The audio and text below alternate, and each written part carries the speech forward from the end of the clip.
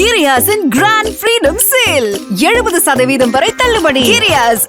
Whistle சின்னத்திற்கு வாக்களித்தவர்கள் தற்போது திமுக ஆட்சியில் கட்டப்பட்ட ஏசி பஸ் ஸ்டாப்பில் அமர்ந்து கஞ்சா புகைத்துக் கொண்டிருப்பதாகவும் தங்களுக்கு வாக்களிக்காத மக்களுக்கு நல்ல சாவே வராது என சாபமிடுவது போலவும் RS பாரதி பேசியுள்ளது அதிர வைத்துள்ளது.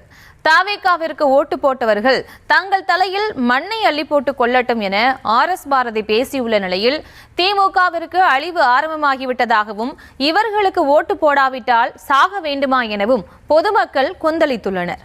எது ஏறினா நமக்கு என்ன, ஓட்டு போட்டவன் தானே, அவனா பார்த்து ரோடுக்கு வந்து அவன் தலையில ஒரு மண்ணள்ளி கண்ணை போட்டுனா தான் இந்த சமுதாயத்துக்கு புத்தி வரும். அந்த ஹாஸ்பிட்டலில் போய் வந்த நோயாளி அவன் சொந்தக்காரன் ஓட்டு போட்டிருந்தாலும் ஜெயிக்கும். அவனுக்கெல்லாம் நல்ல சாவே வராது. ஓப்பனா சொல்றேன். ஒன்று வழக்கு இல்லை வாய் துடுக்கு என திமுக முன்னாள் அமைச்சர்கள் இழுத்து வைக்கக்கூடிய ஏழரைகளால் அக்கட்சியின் தலைமைதான் நாமே சும்மா இருந்தாலும் நம்மை சுற்றி சூழலும் கிரகம் நம்மை இருக்க விடாது போல என்று புலம்பும் நிலைக்கு தள்ளப்பட்டுள்ளார்களாம். சென்னை காரம்பாக்கத்தில் கலைஞர் கருணாநிதியின் நினைவு நாளை முன்னிட்டு புகழ் வணக்க பொதுக்கூட்டம் நடைபெற்றது. இதில் கலந்து கொண்ட திமுக அமைப்பு செயலாளர் RS பாரதி பேசிய பேச்சுத்தான் தற்போது பொதுமக்களையே கொந்தளிப்பில் ஆழ்த்தியுள்ளது. வீட்டு வரி ஏறிவிட்டதாமே, எது ஏறினால் நமக்கென்ன, ஓட்டு போட்ட மக்கள் தானாக ரோட்டுக்கு வந்து தலையிலும் கண்ணிலும் மண்ணை அள்ளி போட்டுக் கொள்ளட்டும், அப்போதுதான் அவர்களுக்கு புத்தி வரும் என கூறினார். இனிமேல் பட்டு தயவு செய்து கையை மூடிக்கிட்டு சும்மா இருங்க. எது ஏறினா நமக்கு என்ன, ஓட்டு போட்டவன் தானே, அவனா பார்த்து ரோடுக்கு வந்து அவன் தலையில ஒரு மண்ணள்ளி கண்ணை போட்டுனா தான் இந்த சமுதாயத்துக்கு புத்தி வரும். ஏசி பஸ் ஸ்டாப் யாராவது கேட்டார்களா என கேள்வி எழுப்பிய RS பாரதி, விசிலுக்கு ஓட்டு போட்ட கூட்டம் அந்த ஏசி பஸ் ஸ்டாப்பில் அமர்ந்துதான் கஞ்சா அடித்து கொண்டிருப்பதாகவும் இவர்களுக்கெல்லாம் திமுகவின் வரலாறுகளை சொன்னால்தான் புத்தி வரும் எனவும் கேட்காமலேயே ஏசி பஸ் ஸ்டாப் கட்டி கொடுத்ததற்கு நமக்கு இதுவும் வேண்டும் இன்னமும் வேண்டும் என பேசினார். யாராவது ஒருத்தர் இந்த மாதிரி ஏர் கண்டிஷன் பஸ் ஸ்டாப் கேட்டான், அவங்கள மாசு ஏர் கண்டிஷன் பஸ் ஸ்டாப் கட்டினீங்களே, எல்லாம் விசிலுக்கு ஓட்டு போட்டு போற கஞ்சாட்சி உட்காந்துக்கலாம். ஆக இனிமேல் பட்டாவது கட்சி வரலாறு, திமுக என்ன, பெரியார்னா என்ன, எப்படி 100 வருஷத்துக்கு முன்னாடி இந்த சமுதாயம் இருந்தது, எல்லாரும் இன்னைக்கு மேடையில் ஒன்றா உட்காரன்னா அதுக்கு யார் காரணம்? 100 அடி தூரத்தில் நின்னவனை உட்கார வச்சு உனக்கு சீட்டு கொடுத்து உனக்கு மரியாதை கொடுத்தவன் யாரு என்பதை சொல்லுங்க, அப்பதான் புத்தி வரும். அதிலும் மாசு இருக்காரே மாசு என இழுத்த RS பாரதி தன்னை வெற்றி பெற வைத்து அழகு பார்த்த சைதாப்பேட்டை தொகுதிக்கு மறைந்த முன்னாள் முதலமைச்சர் கருணாநிதியே மருத்துவமனை கட்டி கொடுக்காத போது மாசு மருத்துவமனையை கொண்டு வந்தார். அந்த மருத்துவமனைக்கு வந்து செல்லும் நோயாளிகளின் உறவினர்கள் ஓட்டு போட்டிருந்தாலே திமுக வெற்றி பெற்றிருக்கும். ஆனால் ஓட்டு போடாததால் வெளிப்படையாகவே சொல்கிறேன், அவர்களுக்கு நல்ல சாவே வராது என சாபம் விட்டு அதிர வைத்தார். அது மாசு இருக்கிறார். சைதாப்பேட்டை தொகுதியில அவர் செஞ்சாத மாதிரி யாரும் செய்யவே இல்லை. கலைஞரே முதலமைச்சர் இருந்தார், பெருமையா சொல்றேன். அவர் கூட அங்க ஒரு பெரிய ஹாஸ்பிட்டல் கொண்டு வர முடியல. அந்த ஹாஸ்பிட்டலில் போய் வந்த நோயாளி அவன் சொந்தக்காரன் ஓட்டு போட்டிருந்தாலும் ஜெயிக்கும். அவனுக்கெல்லாம் நல்ல சாவே வராது. ஓப்பனா சொல்றேன். இதில் கூடுதல் அதிர்ச்சி என்னவென்றால் அவரது இந்த சாப பேச்சை கேட்டு அரங்கத்தில் கைத்தட்டல் பறந்ததுதான். இனி எது செய்வதாக இருந்தாலும் மக்களுக்கு செய்ய வேண்டாம், கட்சிக்காரர்களுக்கே செய்யுங்கள். மக்களுக்கு இதுவரை கொடுத்ததெல்லாம் போதும், 5 ஆண்டுகள் ரெஸ்ட் எடுப்போம் என கூறினார். மேலும் வீட்டு வரி நம்முடைய ஆட்சியின் போது வந்திருந்தால் மக்கள் போன்று மொய்த்திருப்பார்கள் என்றும், தற்போது அந்த மக்கள் எல்லாம் எங்கே என கேள்வி எழுப்பிய RS பாரதி, மது கிண்ணத்தில் விழுந்த வண்டு வெளியே வந்ததும் எப்படி தள்ளாடி தள்ளாடி வருமோ அதே போன்று மக்களே கொஞ்சம் கொஞ்சமாக வெளியில் வருவார்கள் என அதற்கான பதிலையும் அவரே கூறினார். கேன்சர் இன்ஸ்டியூட் கொடுத்தேன், இதுக்கு கொடுத்தேன், இதெல்லாம் இனிமேல் வேணாம், கட்சிக்காரருக்கு கொடுங்க, அது போதும்.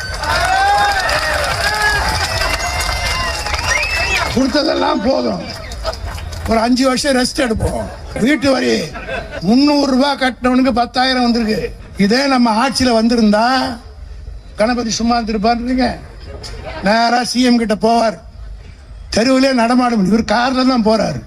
சும்மா நான் அவர்கிட்ட அங்கே வந்து தெருவிலே நடக்க முடியல. ஜனங்கள்லாம் பிள்ளைன்னு பிடிச்சிக்கிது. இப்போ அந்த ஜனங்களாம் எங்கே போச்சு? அதே போல தண்ணீர் இல்லை, மின்சாரம் இல்லை என தற்போதுதான் மக்கள் போன் செய்ய ஆரம்பித்துள்ளதாக கூறிய RS பாரதி, தண்ணீர் வரவில்லையா, வராமல் போகட்டும், லைட் எரியவில்லையா, பியூஸை பிடுங்கு என கிண்டல் அடித்தார். அப்போதும் கூட்டத்தில் இருந்தவர்கள் கலகலவென சிரித்தபடியே கைகளை தட்டினர். இப்போதான் போன் பண்ணவே ஆரம்பிக்கிறான். சார் அங்கே தண்ணி வரல, தண்ணி வரலையா, வராம போட்டோம். லைட் எரியலையா, இன்னும் 2 ஃபியூஸை பிடுங்க. தொடர்ந்து திமுகவை தடை செய்ய நினைத்தவர்தான் நேரு என கூறிய RS பாரதி, இளவெடுத்த காங்கிரஸ்காரனை கூட்டணியில் வைத்துக்கொண்டு இத்தனை நாட்களும் எதுவுமே பேச முடியவில்லை, இனி எந்த இடையூறும் இல்லை என அவர்களையும் ஒரு குத்து குத்தினார். அதே போல தாவேக எம்எல்ஏக்கள் செய்யும் கூத்து கொஞ்ச நஞ்சமா? டயர் போன்று தாவேக எம்எல்ஏவின் முகம் தேய்ந்து போய் உள்ளதாக லாரி கிளீனரே சொன்னதாக உருவ கேலி செய்வது போல பேசிய அவர் தற்போது சட்டமன்றத்தில் பேசும் தாவேக அமைச்சர்களுக்கு தமிழும் தெரியவில்லை, ஆங்கிலமும் தெரியவில்லை என விமர்சனமும் செய்தார். பண்டிதர் நேரு இந்த கட்சியை தடை பண்ண நினைத்தார்.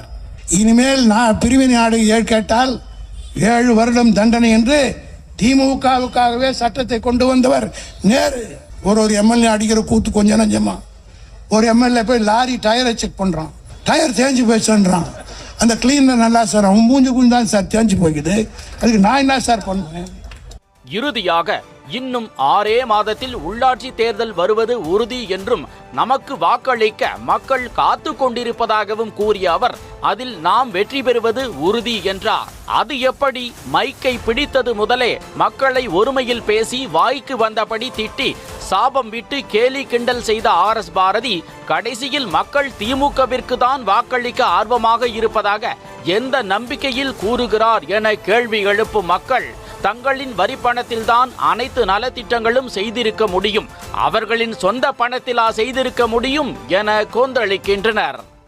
இந்த மக்கள் தான் இத்தனை ஆண்டு காலமாக அவங்கள ஜெயிக்க வச்சு அந்த அரியணையை ஏற்றிருக்காங்க. அப்போ அவங்கள அந்த சீட்டில் உட்கார வச்சா அன்றைக்கி அந்த மக்கள் நல்ல மக்களாக தெரியுறாங்க. தலைவன்ற ஒரு பொறுப்பில் என்ன யோசிக்கணும் அப்படின்னா, மக்கள் தீர்ப்பே மகேசன் தீர்ப்பு. மக்கள் ஒரு முடிவை எடுத்துட்டாங்கன்னா அதை யாராலையுமே மாற்ற முடியாது. இவங்க என்ன வேணால் சொல்லிக்கிட்டு போட்டோம், இவங்கெல்லாம் இனி அந்த ஒரு சீட்டுக்கு என்றைக்குமே யோசிக்க முடியாது. இவங்கெல்லாம் பெட்டிப்படையை கட்டிட்டு வீட்டுக்கு போக வேண்டியதுதான். மேலும் ஏதோ மக்கள் நன்றி கெட்டவர்கள் போல எப்படி பேசலாம், திமுகவிற்கு வாக்களிக்காவிட்டால் நல்ல சாவே வராது என ஒரு மூத்த அரசியல்வாதி பேசுவது அறமா? யார் என்ன வேண்டுமானாலும் நல்லது செய்யலாம், ஆனால் மக்கள் யாரை விரும்புகிறார்களோ அவர்களைத்தான் தலைவராக்கி அழகு பார்ப்பார்கள் என கூறியதோடு திமுக அழிவை நோக்கி சென்று கொண்டிருப்பதாகவும் RS பாரதியின் பேச்சை கேட்டால் இனி யாருமே திமுகவிற்கு ஓட்டு போட மாட்டார்கள் எனவும் கூறினர். நல்ல சாவு வராதுன்னு சொல்கிறாருன்னா RS பாரதி அவரோட மனநிலை எவ்வளோ ஒரு குறுகிய மனநிலை, எவ்வளோ ஒரு விஷத்தன்மையான மனநிலை, எவ்வளோ ஒரு டாக்ஸிக்காக இருக்கிறாங்க. இவங்களால தோல்வியை ஏற்றுக்கொள்ள முடியல. காமராஜரே 1967 சீனிவாசன் அவர்கிட்ட தோற்று போகிறாரு. ஸோ மக்கள் அவங்களுக்கு யாரை பிடிச்சிருக்கு, அவங்க யாருக்கு நல்லது பண்ணுவாங்க அப்படின்னு நினச்சா ஓட்டு போடுவாங்க. ஓட்டு போடுறது அவங்களோட விஷயம். அதுக்காக ஓட்டு போடாத மக்கள் எல்லாருமே நல்ல சாவே வராதுன்னா அப்போ திமுக காரங்க எல்லாருக்குமே இது வந்துடுமா? இது ரொம்ப ரொம்ப ரொம்ப வன்மையாக கண்டிக்கிறோம். கண்டிப்பாக சொல்கிறேன், திமுகவோட அழிவு இப்போ ஸ்டார்ட் ஆயிடுச்சு. 2026 தேர்தலேருந்தே ஸ்டார்ட் ஆயிடுச்சு. இன்னும் அழிஞ்சிடும் திமுக. கிரியாஸின் கிராண்ட் ஃப்ரீடம் சேல் 70% வரை தள்ளுபடி. கிரியாஸ்